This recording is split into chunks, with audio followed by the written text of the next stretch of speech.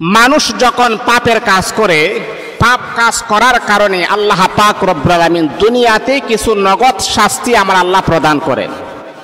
একটা মানুষ যখন পাপের সাথে যখন জড়িত হয়ে যায়, যখন গুনাহের কাজ যখন করবে, তখন তাৎক্ষণিকভাবে আল্লাহ পাক রব্বুল আলামিন দুনিয়াতেই কিছু শাস্তি প্রদান করেন। আমরা অনেকেই জানি না, আমরা অনেকেই বোঝার চেষ্টাও আমরা করি না যে পাপ কাজ মানুষকে কত ভয়ঙ্করের দিকে নিয়ে যায়। অনেকে আমরা বোঝার চেষ্টাই করি না। একটা মানুষ যখন পাপের কাজ করবে, প্রথম নাম্বার যে সিমটম, যে একটা আলামত তার মাঝে প্রকাশ পাবে, সেটাই হচ্ছে ইবাদতের মধ্যে বারবার মনোযোগ ফিরিয়ে যাওয়া। মানে ইবাদত করবে, ইবাদতের মধ্যে বারবার তার মনোযোগটা হারিয়ে যাবে। সে যখন নামাজে দাঁড়াবে, সাপোজ উদাহরণ, যেহেতু কিছুক্ষণ আগে সে পাপের কাজ করে আসছে, গুনাহের কাজ করে আসছে, যখন সে নামাজে দাঁড়াবে, আল্লাহু আকবার, আলহামদুলিল্লাহি রাব্বিল আলামিন আর রহমানির রহিম মালিকি ইয়াউমিদ্দিন ইয়্যাকা না'বুদু ওয়া ইয়্যাকা নাস্তাঈন ইহদিনাস সিরাতাল মুস্তাকিম সিরাতাল লাযীনা আন'আমতা আলাইহিম গায়রিল মাগদুবি আলাইহিম ওয়ালাদ-দাল্লিন।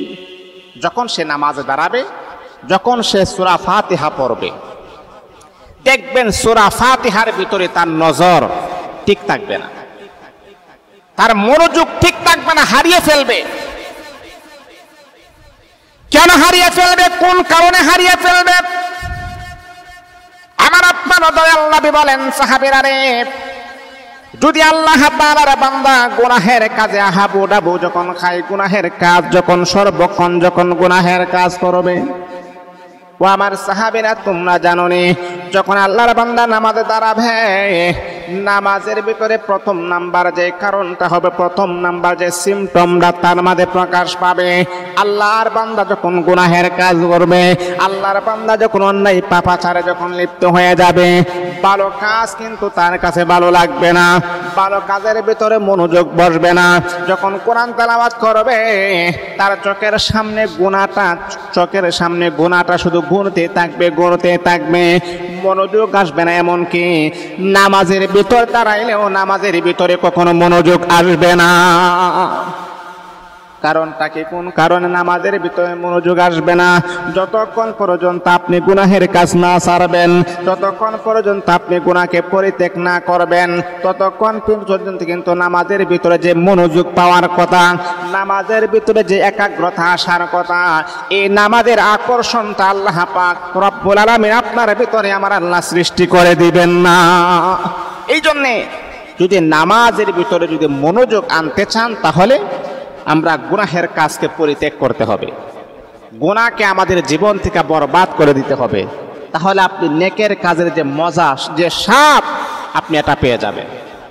এটা হচ্ছে এক নাম্বার। দুই নাম্বার হচ্ছে ইচ্ছা থাকা সত্ত্বেও আমাদের কাছ থেকে অনেক ভালো কাজ ছুটে যাবে। যে ইচ্ছা আমি করতেছি, কিন্তু ভালো কাজ করার মতো সুযোগ আল্লাহ পাক আপনাকে দিবেন না। যদি আপনি পাপিষ্ট কাজের ভিতরে জড়িত থাকেন, পাপের যে নগদ যে শাস্তিটা দেওয়া হবে, এর মধ্যে দুই নাম্বার হচ্ছে ইচ্ছা থাকা সত্ত্বেও ভালো কাজ আপনার দাঁড়াতে হবে না। কারণ আপনি পাপিষ্টর ভিতরে হাবুডাবু খাচ্ছেন। এই জন্য পাপের কাজগুলাকে আমাদেরকে ছেড়ে দিতে হবে। এই পাপ কাজ করা সত্ত্বেও আপনি ভালো কাজ করার সম্ভাবনা আপনার ভিতরে ফিলিংসে কাজ করবে না। এই জন্য এটা হচ্ছে দুই নাম্বার। তিন নাম্বার হচ্ছে মনের অস্থিরতা অনুভব করা যায়। মানে মনের ভিতরে একটা হয়রানি, মনের ভিতরে একটা পেরেশানি, মনের ভিতরে একটা ডিপ্রেশন, মনের ভিতরে একটা টেনশন সর্বক্ষণ আপনার অন্তরের ভিতরে বিরাজমান থাকবে। মানে শান্তি আসবে না। ইবাদতের যে স্বাদ, ইবাদতের যে মজা, এই মজার থেকে আপনি বঞ্চিত হয়ে যাবেন। এই মজাটাই স্বাদ আপনি পাবেন না। মানে যে কোনো মানুষ যখন পাপের ভিতরে যখন হাবুডাবু খায়, আজকে দেখেন পৃথিবীর দিকে আপনি তাকিয়ে দেখুন, হলিউড, বলিউড, টলিউড যাই আপনি বলেন, বিভিন্ন নায়িকাদেরকে আপনি দেখবেন, তাদের সংসারে অশান্তি আর অশান্তি। চেহারা কত স্মার্ট, কত সুন্দর, টাকা পয়সার কোনো অভাব নাই, সারা পৃথিবীর মানুষ তাকে চেনে, তারপরও একটা নায়িকাকে আপনি লক্ষ্য করে দেখেন 4-5 জন স্বামী পরিবর্তন করে ফেলছে, মানে কাহার উপরও তার শান্তি নাই। এর মূল মাকসাদ হলো, এর মূল কারণ হচ্ছে মানুষ যখন গুনাহের কাজ করে আল্লাহ পাক রব্বুল আলামিন তার অন্তরের ভিতরে যে শান্তি, তার অন্তরের ভিতরে যে আরাম, তার অন্তরের ভিতরে যে ভালোবাসা, যে মহাব্বত, সেই মহাব্বত গুলাকে আমার আল্লাহ বিনষ্ট করে দেন, নষ্ট করে দেন। এই শান্তি তার ভিতরে থাকে না। গুনাহ মানুষকে কখনো শান্তি দিতে পারে না।